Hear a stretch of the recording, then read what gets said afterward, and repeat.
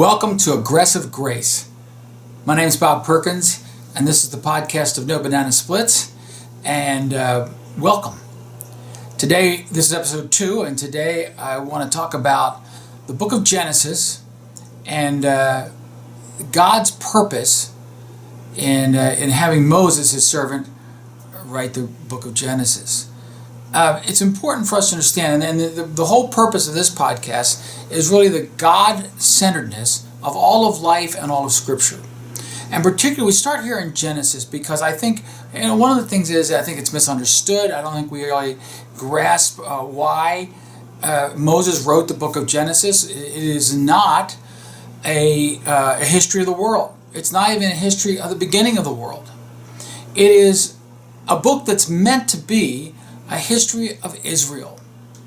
Moses is writing to the people of Israel and saying, this is where we came from. This is who we are. When we talk about the history of the United States, we say, in 1492, Columbus sailed the ocean blue. We think Columbus discovered America and he's the... Well, we know that's not true. We know that there were indigenous people here before Columbus. We know that the Vikings came and probably discovered America before Columbus. But the point is, they didn't start the United States. Columbus is the one we trace to go back and say, this is where the United States came from. And the same is true with Genesis. Moses is writing to the people of Israel and saying, this is where we came from. This is how we got here. And he starts by saying, Genesis 1, verse 1, in the beginning, God. He wants his people to know where they came from, and they came from God. That in the beginning, it was all about God. And the whole history through the book of Genesis is a recalling of the great things God has done and how he has kept his promises. It's interesting to me that there's only 4 chapters about the beginning of the world, because it's not why the book is written. And then chapter 5, we have the flood, and then by chapter 11, we get God's covenant promises to Abram. And this is really the start of the Jewish race, the Hebrew nation. It's chapter 11. And of course, Abram has 2 sons, Isaac and Ishmael. Isaac has 2 sons, Jacob and Esau. And Jacob has the 12 sons who are the 12 tribes of Israel. Now, what's also interesting to me is the Joseph story comes at chapter 37. And it starts in chapter 37 with Joseph and him telling his brothers about his great dreams and how great he's going to be, and they have had enough. And they sell him into slavery. Not nice men, but okay, they've really had enough. And so off to slavery he goes. He winds up in Egypt in Potiphar's house. Potiphar's wife tries to seduce him. He resists. She turns on him and says he tried to seduce her. So they throw him in prison. And you want to talk about a guy who has every right to ask the Lord, what are you doing here? Joseph, sold into slavery. Now he's in prison. 2 of Pharaoh's servants come into prison. They're thrown into prison. His baker and his cupbearer. They have dreams. Joseph interprets the dreams. He says to the cupbearer, hey, things are going to work out good for you. To the baker, not so much. They go back to Pharaoh. Sure enough, the cupbearer is restored. The baker is killed.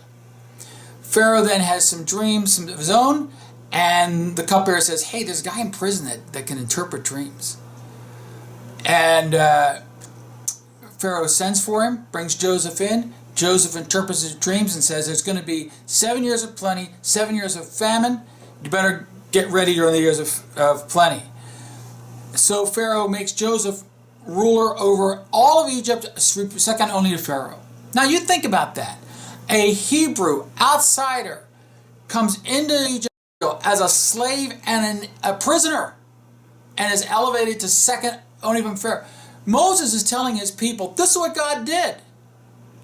Moses is reminding his people, this is where we came from.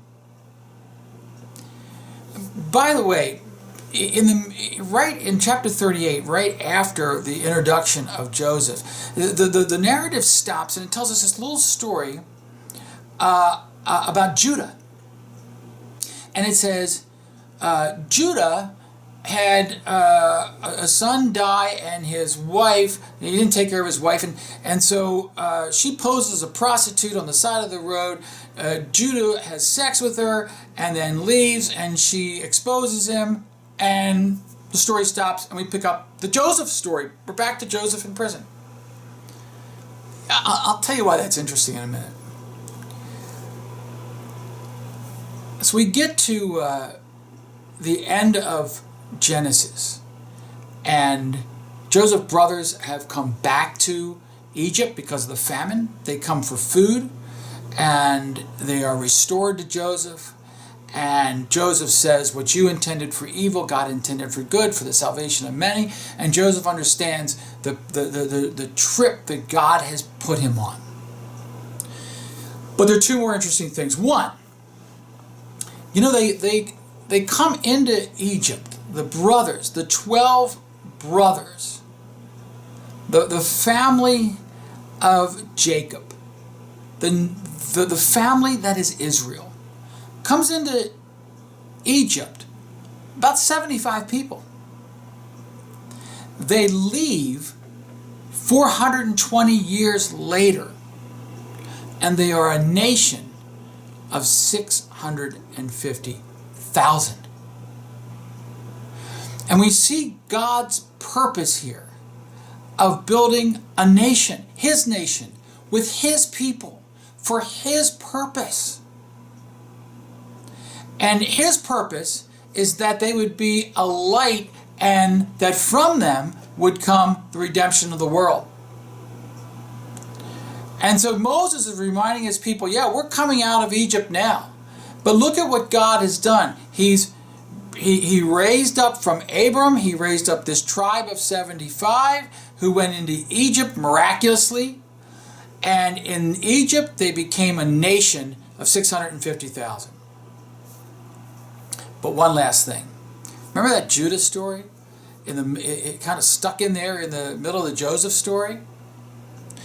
At the end of Genesis, in Genesis 50, Jacob blesses each of his sons. And, if it was you and me, we would say, oh, the most blessing goes to Joseph, and the ultimate redemption of the world will come through the line of Joseph. But it's not.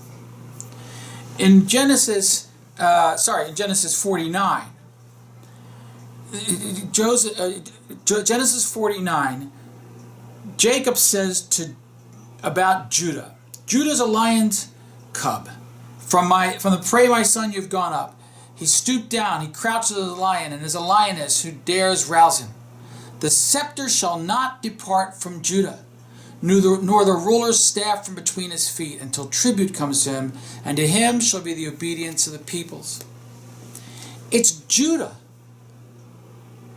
It's Judah that is the line of Jesus.